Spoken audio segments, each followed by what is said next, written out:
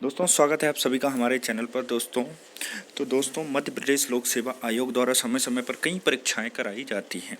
तो उन परीक्षाओं के संदर्भ में जैसे कि आप जानते हैं रिजल्ट जारी कर दिया जाता है, जो कि मुख्य परीक्षा या प्रीलिमिनरी की परीक्षा के बाद होता है। तो दोस्तों अक्सर देखने में आता है कि जो फॉर्म भरे जाते हैं साक्षात्कार के लिए, उसमें कैंडिडेट को कई परेशानियाँ आती हैं। तो उन्हीं परेशानियों को दूर करने के लिए मैंने एक वीडियो आपको बनाई है। पहले भी मैं वीडियो बना चुका हूँ इसी के संदर्भ में, लेकिन ये एक नई वीडियो है, अच्छी क्वालिटी के साथ आपको दिखलाई पड़ेगी। तो मध्य प्रदेश लोक सेवा आयोग की जब आप साइट पर जाएंगे तो वहाँ पर आप डाउनलोड फॉर्मेट, जो कि आपको लेफ़्ट साइड पर रहेगा, वहाँ से आप ये फॉर्म डाउनलोड कर सकते हैं, जो कि कहलाता है अनुप्रमाणन फॉर्म। तो अनुप्रमाणन फॉर्म की जानकारी देखिए आपको यहाँ मिल जाएगी। जैसे कि आप ये देखिए डाउनलोड फॉर्मेट में जाते हैं तो वहाँ पर आपको यहाँ पर मिल जाएगी। ठीक है, लेफ़्ट साइड में आपको डाउनलोड फॉर्मेट्स करके पूरे जो फॉर्म हैं वो आसानी से उपलब्ध हो जाएंगे। जिन्हीं में से एक है अनुप्रमाणन फॉर्म, जिसके बारे में आपको बता रहा हूँ। और भी जो फॉर्म है उनके बारे में मैं आपको धीरे धीरे बता दूँगा। तो देख लेते हैं। तो ये है अनुप्रमाणन फॉर्म। इसमें क्या क्या भरना है आपको? पहले तो आपको भरना है आवेदन का क्रमांक, जो कि आपका एप्लीकेशन नंबर रहेगा। फिर आपको अपना रोल नंबर भर देना है, जो कि आप एडमिट कार्ड में रहेंगे। ठीक है, अब बात आएगी प्री का भरें या मेंस का, तो यहाँ पर आप दोनों भर सकते हैं स्लैश करके। ठीक है, वहीं आवेदन क्रमांक भी आप जो है प्री का और मेंस का दोनों लिख सकते हैं। ठीक है, ऐसे ही नीचे भी लिखा है। वहीं परीक्षा का नाम क्या है? तो परीक्षा का नाम जिस परीक्षा के लिए आपने अप्लाई किया है उसका नाम लिख देना है आपको। जैसे कि राज्य अभियांत्रिकी सेवा है, राज्य वन सेवा है, या फिर राज्य सेवा परीक्षा है। ठीक है, पद का नाम क्या है? तो पद का नाम आप भर सकते हैं, जैसे सहायक यंत्री परीक्षा है, या अन्य शासकीय सेवा, या वन क्षेत्रफल ओब्लिक, ठीक है, वन परिक्षेत्र, ऐसे करके आप इसको लिख सकते हैं। वहीं क्या है अनुप्रमाण फॉर्म से संबंधित कुछ महत्वपूर्ण जानकारी, उनको मैं आपको बता देता हूँ, नहीं तो आपको आगे परेशानी हो सकती है। तो क्या है जानकारी? तो तो ये ध्यान रखिए कि आप जब भी ये फॉर्म भर रहे हैं तो ये क्या है? शासकीय दस्तावेज। अब शासकीय दस्तावेज है ये अनुप्रमाण फॉर्म। तो इसमें आप कोई भी यदि गलत जानकारी देते हैं तो आपका जेल भी हो सकती है और खामियाजा भुगतना पड़ सकता है, आप परीक्षा से वर्जित किए जा सकते हैं। ठीक है, तो ये पूरी जो जानकारी है उसे छिपाना नहीं है आपको, क्योंकि ये जानकारी आपको आगे तक रहती है। ठीक है, ऐसी कोई भी जानकारी आप ना छुपाएं जिससे आपको आगे नुकसान हो। छोटी मोटी जानकारी आप छुपा सकते हैं, वो डजेंट मैटर। ठीक है, तो क्या है फॉर्म भरने की प्रक्रिया? तो देख लीजिए, पूरा नाम लिखेंगे आप इसमें, जैसे कि मैंने अपना लिखा हुआ है बाबू ऑलराउंडर। तो ठीक है, वर्तमान पता लिख देंगे आप, जो भी आपका पता है, जैसे यूट्यूब वीडियो चैनल XYZ, या पुलिस कॉलोनी रायसेन, ऐसा करके। ठीक है, ग्राम शहर भोपाल। ठीक है, जिस जिस शहर में हैं आप, या किसी तहसील में, तो पहले आप तहसील लिख दीजिए शहर के स्थान पर। ठीक है, भोपाल की जो तहसीलें हैं, जैसे कि अब ऐसे तो मुझे याद नहीं आ रहा। ठीक है, आप ऐसे लिख सकते हैं भोपाल में जो भी मेन जो क्षेत्र हैं, जैसे आनंद नगर हुआ, वैसा करके आनंद नगर भोपाल। ठीक है, जिला भोपाल। वहीं राज्य की बात कर लेते हैं मध्य प्रदेश, पिन कोड। ठीक है, स्थायी पते में यदि आपका जो पता है डिफरेंट है स्थायी पता, तो स्थायी पते में आप घर का पता लिख सकते हैं। वर्तमान पते में आप वो पता लिख सकते हैं जिसमें आप जॉब कर रहे हैं। जैसे कि मान लीजिए आप कहीं पर सर्विस में हैं, भोपाल से या रायसेन में हैं, या विदिशा में हैं, या जबलपुर में, तो आप वहाँ का पता लिख दीजिए जहाँ पर आप सर्विस कर रहे हैं। ठीक है, वहीं दूसरा आता है आवेदक का आधार कार्ड। तो आधार कार्ड का नंबर, ईमेल आईडी, आप अपना मोबाइल नंबर भी लिखना है आपको, दोनों नंबर लिख सकते हैं। ठीक है, वहीं महत्वपूर्ण जानकारी आ जाती है, इसको भरने में दिक्कत आ जाती है लोगों को 1 वर्ष से अधिक पिछले सालों में आप रहे हों। ठीक है, जिसमें पाकिस्तान भी शामिल है, या विदेश कोई भी विदेशी में रहे हो, तो जानकारी आपको नहीं छुपानी। यदि आप ऑन साइट गए हो कि कहीं पर वर्क करने 1 साल से अधिक के लिए, तो उसकी जानकारी देनी पिछले 5 सालों की। जैसे 2022 है, उसके 5 साल 2017, तो पहले की जानकारी आपको देनी है। जैसे कि मान लीजिए आप 1 साल के लिए रायसेन में रहे हैं, तो रायसेन की जानकारी आपको देनी है। किस लिए रहे हैं उसका जानकारी लिख दीजिए, जैसे अध्ययन के लिए रहे हैं या शासकीय सेवा के लिए रहे हैं और अन्य काम। ठीक है, वहीं अन्य में आप लिख सकते हैं अभी वर्तमान में कहाँ हैं उसकी जानकारी, जैसे कि मैंने लिख दिया LIG कॉलोनी भोपाल में हूँ। ठीक है, भोपाल मध्य प्रदेश। और काम में आप लिख सकते हैं शासकीय सेवा ही है। वही 8वां नंबर आ जाता है पिता या माता का विवरण। उसमें आप पिता का लिख सकते हैं अथवा माता का, कोई एक लिख सकते हैं। ठीक है, नाम लिखेंगे, पूरा नाम, उपनाम लिखेंगे, सरनेम लिखेंगे, उनका पता लिखेंगे, उनके घर का पता लिखेंगे, यानी स्थायी पता वर्तमान पता दोनों अलग अलग होते हैं। यदि वो सर्विस कर रहे हैं तो कहीं दूर रह रहे हों आपसे, इस तरह से। ठीक है, स्थायी पता। फिर आपको लिखना है वो किस शासकीय सेवा में हैं तो ठीक है, नहीं है तो कोई बात नहीं, उसको भी आप खाली छोड़ सकते हैं, निरंक लिख सकते हैं। ठीक है, धारित पद का नाम, जैसे पुलिस सब इंस्पेक्टर है, मध्य प्रदेश पुलिस विभाग या गृह विभाग के अंतर्गत आती है। पुलिस हेडक्वार्टर भोपाल जो मेन विभाग का पता है उसका नंबर। अब मांगी गई है राष्ट्रीयता, तो पिता, माता, पति, पत्नी, उम्मीदवार, तो इसमें आप भारतीय लिख दीजिए। वहीं पत्नी का जन्म स्थान या पति का जन्म स्थान, यदि आपकी शादी नहीं हुई है तो आप इसको नॉट एप्लीकेबल लिख दीजिए। वहीं आवेदक की जन्म तिथि लिख दीजिए, वर्तमान आयु किस प्रकार से, तो जिस समय आप फॉर्म भर रहे हैं उस दिन आपकी डेट कितनी है, जैसे कि 29 वर्ष 1 महीना 11 दिन, ऐसे करके। वहीं आपको लिखना है मैट्रिक परीक्षा उत्तीर्ण करने के समय आपकी आयु कितनी थी। ठीक है, ये भी आपको लिखना है, जैसे कि 16 साल थी आपकी मैट्रिक, यहाँ पर मान कर चलें 8वीं क्लास। ठीक, वहीं आवेदक का जन्म स्थान, जहाँ भी आपका जन्म स्थान हुआ और वर्तमान में आप कहाँ पर रह रहे हैं। ठीक है, जन्म स्थान आपको जो जन्म प्रमाण पत्र होता है उसमें दिया रहेगा। वहीं आपका मूल निवासी प्रमाण पत्र में आपका जो पता है वो दिया रहेगा जहाँ के आप निवासी हैं। फिर आपको लिख देना है आपका धर्म हिंदू, जैन, मुस्लिम। वहीं कहीं आप SC ST OBC या अन्य पिछड़ा वर्ग संबंधित हैं तो उसकी जानकारी आपको देनी रहेगी।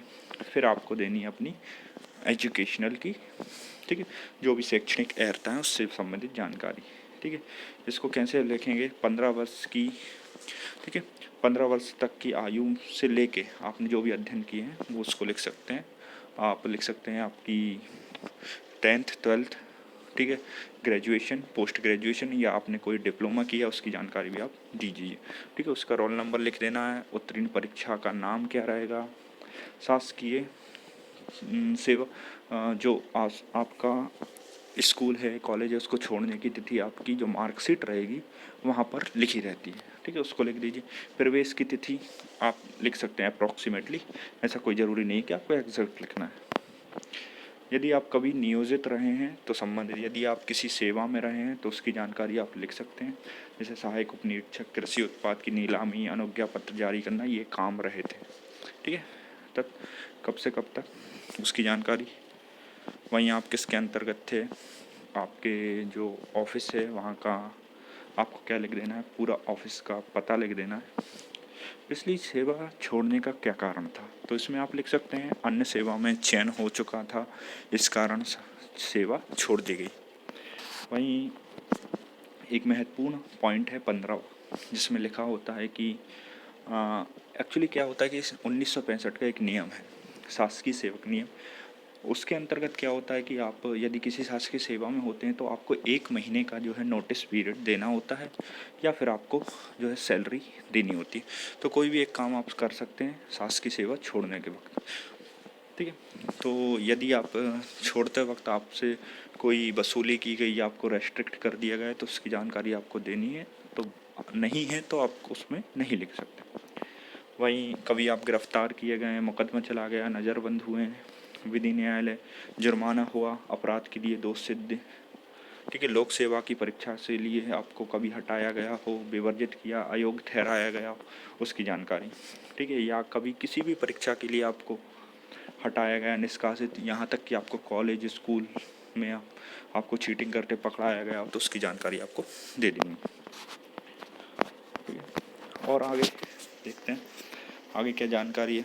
यदि आपको शासन के अधीन किसी अन्य कारणों से कार्य दायित्व या प्रशिक्षण आदि के दौरान क्या किया गया, निष्कासित किया गया तो उसकी जानकारी अथवा नहीं।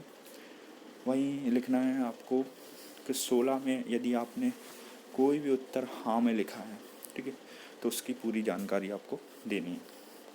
वहीं कोई क्या अपराध था, क्या जानकारी थी पुलिस थाने में, यदि आपके खिलाफ़ कोई FIR हुई है तो उसकी जानकारी भी आप देना ना भूलें दोस्तों। देखो ऐसा नहीं है कि जानकारी यदि आप देंगे तो आपको इंटरव्यू में नहीं लिया जाएगा या आपको सर्विस में नहीं लिया जाएगा। ये सिर्फ जानकारी होती हैं जो कि आपको आगे के लिए ज़रूरी होती है, तो ये जानकारी आपको देना ना भूलें। वहीं इसमें से एक अच्छी बात है कि इसमें प्रमाणीकरण अब नहीं लगता, ठीक है। अब पहले क्या होता था कि जो अनुप्रमाणन फॉर्म होता था उसमें जो किसी भी से भी आपको गजेटेड ऑफिसर से अटेस्टेड कराना होते थे, लेकिन अब इसमें ऐसा कोई फॉर्मेट नहीं दिया गया है, ठीक है। यहाँ वहीं आपको करना क्या है कि जो भी दो आपके पड़ोसी हैं, तो ये मोहल्ले के जो आपको पहचानते हों और जो आपकी गारंटी ले सकते हैं कि हाँ भाई हम इस व्यक्ति को जानते हैं, तो उनके आप नाम लिखवा लीजिए, उनसे साइन भी करा सकते हैं साथ में, ठीक है। तो ये था आपका सेल्फ डिक्लेरेशन फॉर्म, और ये जो फॉर्म है कार्यालय द्वारा भरा जाएगा, तो इसको आपको भरने की ज़रूरत नहीं है। तो ये था पूरा अनुप्रमाण फॉर्म किस प्रकार से भरा जाना है उसकी जानकारी। क्या था कि पहले पुराने फॉर्मेट्स चलते थे अनुप्रमाणन से संबंधित, जिनकी वीडियो मैंने पहले बनाई थी। ये एक नया फॉर्मेट है, इसको आप ज़रूर देख लीजिए। आप सभी का धन्यवाद। बात कर लेते हैं और फॉर्म की, तो आप डाउनलोड कर सकते हैं MPPSC की साइट से। तो ये जो फॉर्म है यहाँ से आप डाउनलोड कर सकते हैं, जिसमें पर्सनल इन्फॉर्मेशन फॉर्म है, और सभी फॉर्म तो बहुत इजी हैं जिन्हें आप आसानी से भर सकते हैं। अनुप्रमाण फॉर्म भरने में थोड़ी दिक्कतें आती हैं, तो उनको आप ज़रूर भर सकते हैं मेरी वीडियो की सहायता से। तो एक बार हम पर्सनल इन्फॉर्मेशन फॉर्म को भी देख लेते हैं, उसमें क्या क्या ज़रूरी बातें हैं, ठीक है। तो again advance back to safety. तो हम एक बार इससे भी देख लेते हैं क्या है इसमें। तो ये है आपका व्यक्तिगत विवरण फॉर्म। तो दोस्तों इसमें आपको 6 प्रतियां लगेंगी, आपको 6 प्रतियां, ठीक है। आप चाहें तो क्या कर सकते हैं, बॉल पॉइंट पेन से भरकर उसकी 5 फोटोकॉपी करा सकते हैं फ़ोटो के साथ, ठीक है। बॉल पॉइंट पेन आप काले रंग से भी भर सकते हैं, ब्लू पेन से भी भर सकते हैं। ब्लू पेन से भरें तो अच्छा रहेगा, थोड़ा हाईलाइट दिखेगा। तो यहाँ पर क्या लिख सकते हैं आप, अपना रोल नंबर लिखेंगे, पंजीयन क्रमांक, रोल नंबर, साक्षात्कार की तिथि, जो भी इंटरव्यू की डेट आ जाती है तो ठीक है, तब लिख सकते हैं आप। अगर नहीं आई है तो कोई बात नहीं। एक्चुअली क्या है कि पहले जो प्रमाण पत्र मांगे जाते हैं तो वो एक हार्ड कॉपी में मांगे जाते हैं, तो उसमें इंटरव्यू की डेट अभी तक डिक्लेयर नहीं होते, आप लिख सकते हैं अभी तक जारी नहीं हुई है। वहीं विज्ञापन का क्रमांक, दिनांक आपको आसानी से मिल जाएगा साइट पर। परीक्षा का नाम, आवेदन पत्र का, आवेदित पद का नाम, किसके लिए आप पोस्ट कर रहे हैं, ठीक है। राज्य सेवा वन परीक्षा लिख सकते हैं, या फिर असिस्टेंट इंजीनियर परीक्षा में सहायक अभियंता की पोस्ट है, ठीक है। विभाग का नाम, किस विभाग के लिए अंतर्गत परीक्षा है उसका नाम लिख सकते हैं।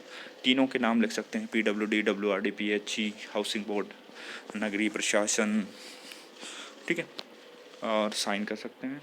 विभाग का नाम, आवेदक का नाम अपना हिंदी इंग्लिश दोनों में, वहीं पिता का नाम या पति का नाम, जन्म तिथि, हाई स्कूल यानी 10वीं की परीक्षा के आधार पर, वहीं 1/1/20 को आयु, ठीक है, 1/0/0/22 की स्थिति में आपकी क्या आयु है, इसे आप आसानी से कैलकुलेटर से निकाल सकते हैं, या फिर गूगल पे आप फाइंड आउट कर सकते हैं, ठीक है। कैलेंडर डेट ऐसे करके एक साइट भी दी गई है। जन्म स्थान, ये इंफॉर्मेशन आप लिख सकते हैं आसानी से। मध्य प्रदेश की निवासी, ठीक है। SC ST OBC सर्टिफिकेट, उसकी जानकारी, आवेदक का नाम, आपका पता, स्थायी पता, मूल निवास, Aadhaar card, email ID, mobile number, ठीक है। फिर आपको अपनी जानकारी देनी है। ये एक हिसाब से जो व्यक्तिगत जो फॉर्म होता है वो आपका करिकुलम वीआटे होता है, ठीक। इसको आप बायोडाटा बोल सकते हैं। तो हाई स्कूल, इंटरमीडिएट, इसमें आपकी high school, intermediate, higher secondary यानी 12th की जानकारी, स्नातक, स्नातकोत्तर, अन्य वांछित अर्हताएँ यानी जो मांगी गई थी, अन्य वांछित में जो कि एलिजिबिलिटी स्पेशली तौर पर मांगी गई थी, तो इसको आपको नहीं भरना है अन्य केस में। वहीं अतिरिक्त में आप भर सकते हैं, ठीक है। पीजीडी से रिलेटेड आपके कोई डिप्लोमा सर्टिफिकेट है, उसकी जानकारी आप अन्य महत्वपूर्ण अर्हता में लिख सकते हैं। वहीं आप किसी शासकीय सेवा में हैं तो उसकी जानकारी, या पहले रहे हैं तो क्या क्या उसके काम थे, क्या विभाग था उसकी जानकारी, यदि आप मध्य प्रदेश शासन के अंतर्गत शासकीय सेवारत हैं उसकी जानकारी, ठीक है। वहीं इसमें लिखना है वर्तमान में यदि आप हैं तो, ठीक है। मतलब इसमें मांगा गया है यदि कोई एक्सपीरियंस आपसे मांगा गया है तो आप 20 नंबर कॉलम में लिखेंगे, और 21 नंबर में आप लिखेंगे यदि आपसे एक्सपीरियंस नहीं मांगा था लेकिन आप किसी जॉब में थे तो उसकी इन्फॉर्मेशन आपको देनी है, ठीक है। वर्तमान वेतन, पद क्या है उसकी जानकारी आपको आसानी से आपके जो रेजिग्नेशन लेटर है वहाँ भी लिखी रहती है। यदि आप आयु छूट चाहते हैं तो किस नियम के अंतर्गत वो आप लिख सकते हैं, इसमें भारत के नागरिक हैं क्या क्या इसमें, ठीक है। यदि आप किसी नियोजित खेल में रहे हैं उसको आप लिख सकते हैं, खो खो में है, कबड्डी में है, क्रिकेट में, फुटबॉल में, इसकी जानकारी आप लिख दीजिए।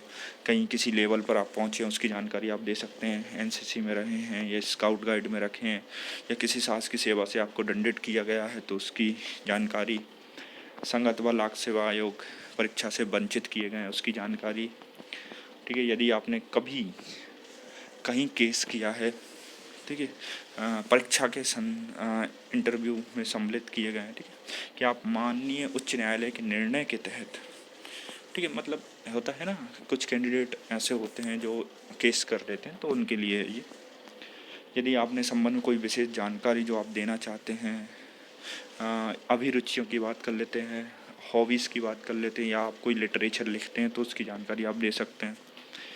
उम्मीदवार द्वारा घोषणा पत्र रहेगा, और ये कार्यालयीन उपयोग की बात है। तो ये थी पूरी जानकारी। अन्य फॉर्म देख लेते हैं जो ज़रूरी है आपके लिए।